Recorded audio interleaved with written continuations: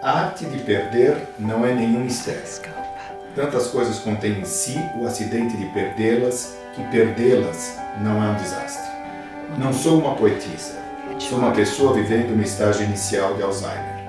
E assim sendo, estou aprendendo a arte de perder todos os dias. Diz a personagem Alice Howland no filme Still Alice, para sempre Alice. No ar, Psicadeira.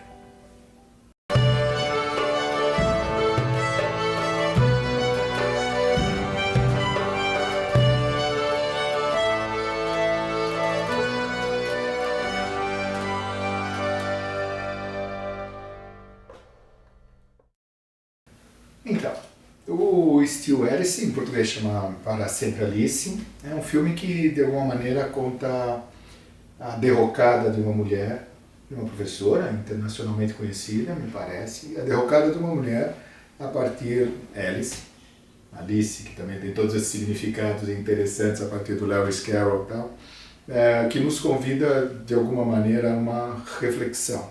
Essa mulher começa a perceber a perda de capacidades e a partir disso ela... O Alzheimer está instalado. Se perde no Alzheimer. É possível falar isso? Que alguém se perca no Alzheimer?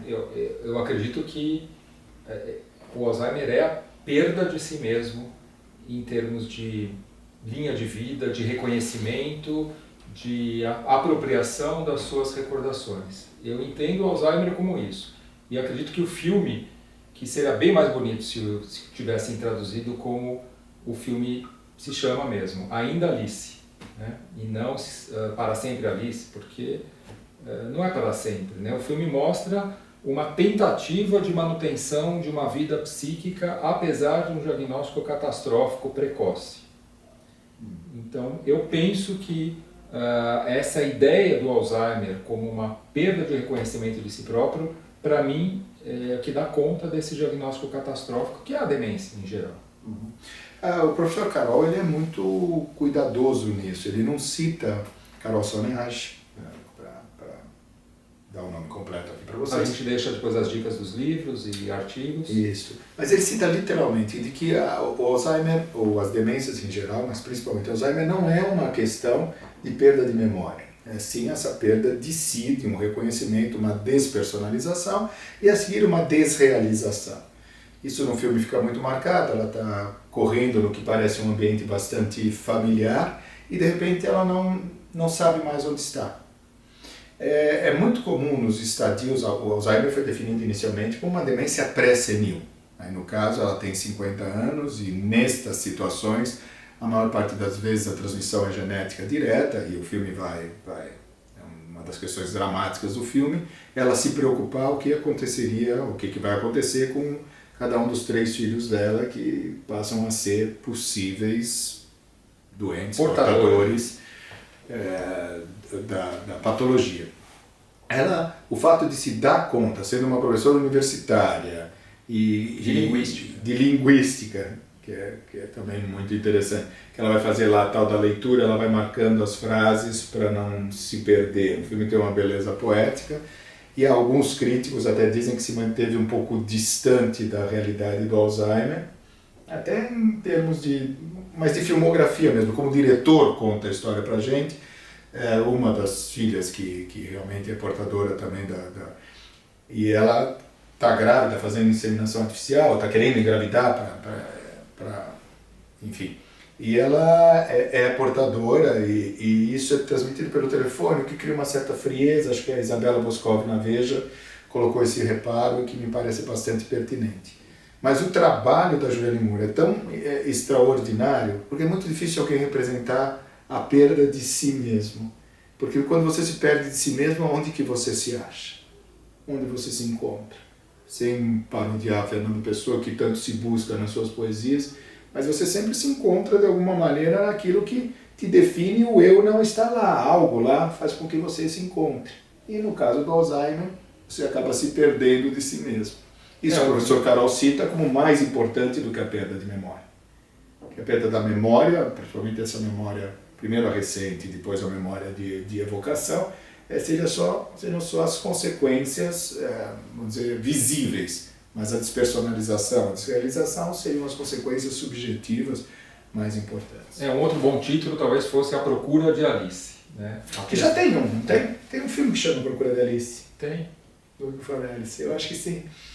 O filme tem algumas questões bastante preciosas. Se a gente começar a analisar vamos pensar no histórico dos filmes que foram feitos sobre Alzheimer. Talvez o filme que inaugura essa safra mais atual de filmes sobre Alzheimer, sobre envelhecimento, é O Filho da Noiva, um filme argentino que, pelo que eu me lembre, foi o filme que primeiro tratou dessa questão do Alzheimer nesse ambiente cinematográfico. Que ali não era só a questão do Alzheimer, mas uma questão familiar, do casal que resolve casar numa idade já, quando ela está numa idade avançada. Depois a gente tem outros filmes, tem a Iris, com a Judi Dench e a Kate Winslet, sobre a Iris Murdoch, que foi uma poetisa que teve Alzheimer.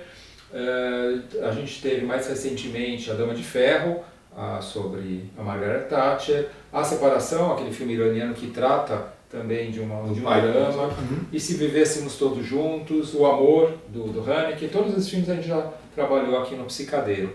Mas eu vejo o Alice como o grande filme sobre Alzheimer do cinema moderno, porque ele fala de todas as etapas e da percepção da pessoa que está perdendo o que a gente habitualmente entende como memória, mas como você bem falou aí, não é só memória. O Alice, ele mostra a perda da percepção. O primeiro grande evento da demência dela é quando ela está correndo lá no pátio da Universidade de Columbia, em Nova York, e ela é nítido, ela não tem uma palavra ali, mas ela pensa com ela mesma, o que eu estou fazendo aqui, o que é isso à minha volta. Então não é só memória, é uma questão de percepção, de escolha mesmo do ambiente, escolha em termos de vida psíquica, de consciência, de síntese, de todas as percepções e sensações e representações e comparações que a gente faz o tempo inteiro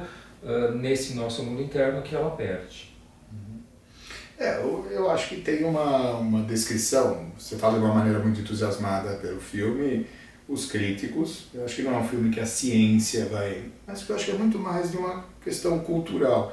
As pessoas estão envelhecendo e todo mundo, a humanidade hoje vive mais em geral, inclusive no Brasil, com as condições às vezes precárias de saúde, também o índice médio, a idade média de vida já aumentou bastante na última década. A qualidade de vida melhorou. Agora, independente disso, nós sempre pensamos qual é o lugar do velho. O lugar do velho, com a demência, em algum momento nós começaríamos a falhar, seja aos 80, aos 90, aos 100, em algum momento isso começa a falhar. O que é mostrado no Alzheimer, que inicialmente, junto com a doença de Pick, eram consideradas as demências pré-senis, portanto que poderiam acontecer antes da senilidade. Hoje em dia se fala do Alzheimer como Alzheimer puro, placas e manifestações, a partir dos 65. Quando aparece antes dos 65, como é no caso dela do filme, aos 50, é que tem esse tom dramático. E é um drama muito bem mostrado no filme, porque não é um drama só para os outros, é esse drama interno daquele sujeito que se perde de si mesmo. Nós somos nossas recordações, isso que se chama de vivência nada mais é do que o vivido memorizado. A gente vive, mas a gente não guarda tudo como demência, porque a memória não suporta isso. E é bom que esqueçamos. É bom que, claro, eu acho que a grande qualidade da memória, isso você pode falar muito melhor do que eu, é que faz a gente esquecer daquilo que não é significativo, importante ou marcante, e mesmo isso, com o passar do tempo, vai ganhando uma outra coloração. Na verdade, a grande ativação da memória é trazer para o atual aquilo que foi vivido, de modo que você, neste momento, ache uma nova solução.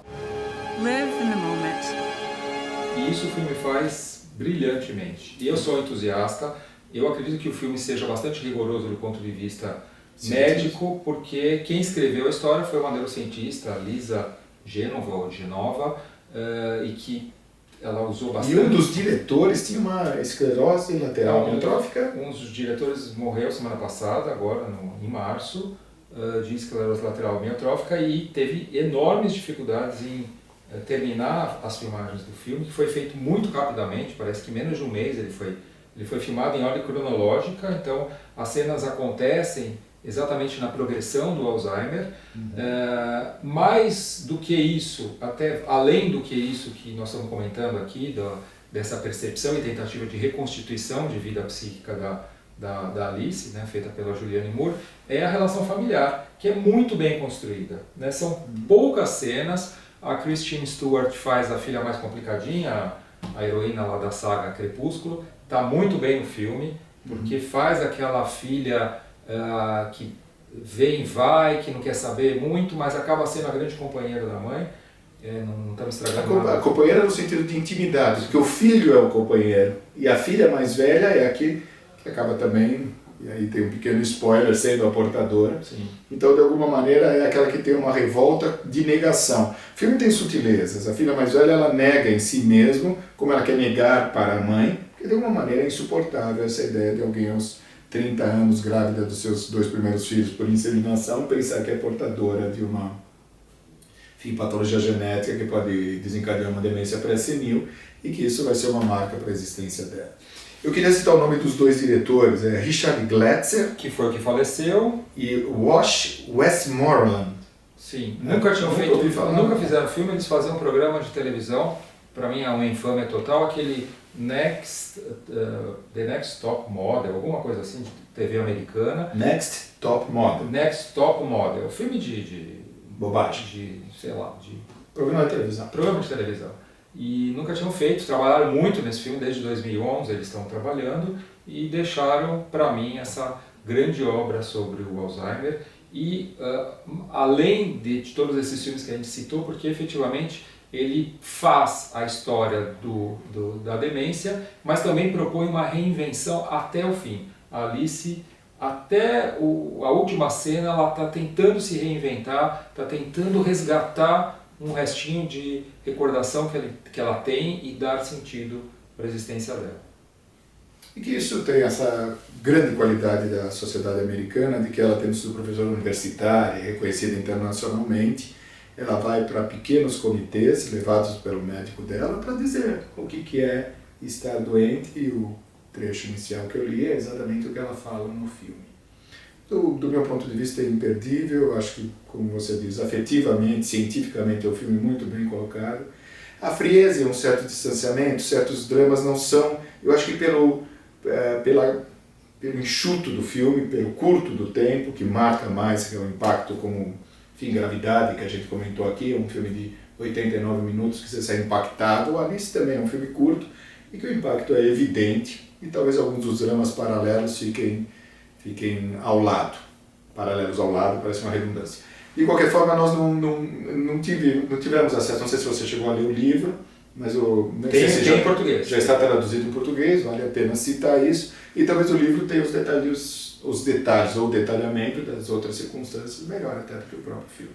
Mas eu considero o filme imperdível, quem puder assistir e colaborar, enfim, até concordando ou não com as nossas ideias, pode nos dizer isso, escreve aí na página do Google e diz o que acham no Facebook do Psicadeiro, enfim, fiquem super à vontade para criticar. Vamos ver por aqui? Ok, muito obrigado.